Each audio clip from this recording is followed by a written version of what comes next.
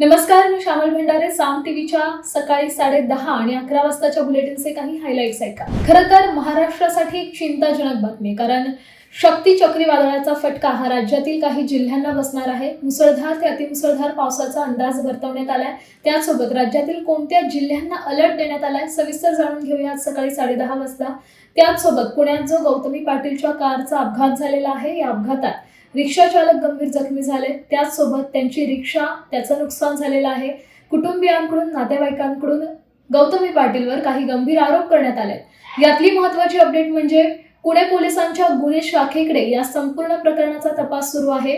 गौतमी पाटील हिची कार ज्या रस्त्यावरून गेली, ज्या भागातून गेली, त्या सगळ्या रस्त्यांवरचे सीसीटीव्ही फुटेजेस सध्या गोळा करून त्या संदर्भात तपास सुरू आहे. या तपासात काय निष्पन्न होतंय, काय समोर येतंय ते पाहणं महत्त्वाचं ठरणार आहे, कारण चंद्रकांत पाटलांनी पोलिसांना तपास करण्याच्या सूचना केल्या होत्या काल, आणि त्याच पार्श्वभूमीवर अनेक राजकीय नेत्यांकडून देखील या संदर्भात प्रतिक्रिया उमटल्या आणि त्याच तपासाला आता वेग आलेला आहे. काय अधिकची माहिती पुढे येते सविस्तर जाणून घेऊया आज सकाळी 11 वाजताच्या बुलेटिनमध्ये.